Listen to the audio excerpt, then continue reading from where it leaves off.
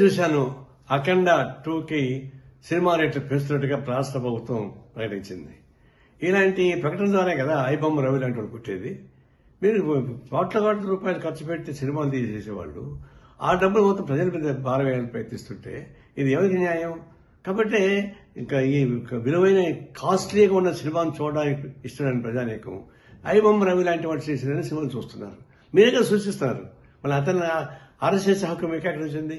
ఈ ప్రభుత్వానికి నైతిక హక్కు లేదు. ఐబొమ్మ లాంటి వాళ్ళని అరెస్ట్ చేసే నైతిక హక్కు మీకు లేదు. ఎందుకంటే మీరే సృష్టిస్తున్నారు అటువంటి వాళ్ళని. ఇప్పుడు ఆయన జైలు పెట్టి ఇంకా చాలా మంది వస్తారు. ఇలాంటి సినిమాలని రేట్లు పెంచి దివాళాపూరితంగా సంపన్న వర్గాల ఒడిగని చేస్తూ సామాన్య ప్రజానికాన్ని జోబులు కొట్టేసేటువంటి తిరుక్షోభం చేసేటువంటి అయిపోతున్నారు. ఇంకా రాబోతున్న సినిమాలు 6-7 సినిమాలు రాబోతున్నాయి.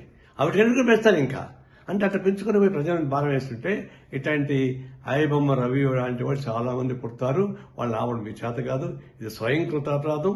వ్యవస్థలో చేస్తున్నటువంటి అనేక అరాచకాల భాగంగా ఇది ప్రభుత్వం తగిన చర్యలు తీసుకోకపోతే ఇలాంటి అరాచకాలు జరుగుతూనే ఉంటాయి.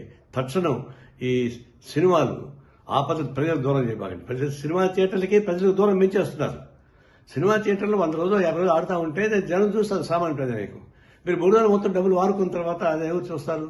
అంటే సినిమా థియేటర్లకి ప్రజానీకానికి దూరం చేస్తున్నారు. కళామతలకి ప్రజలకు దూరం చేస్తున్నారు. ఇది అత్యంత ప్రమాదకరమైన ధోరణి.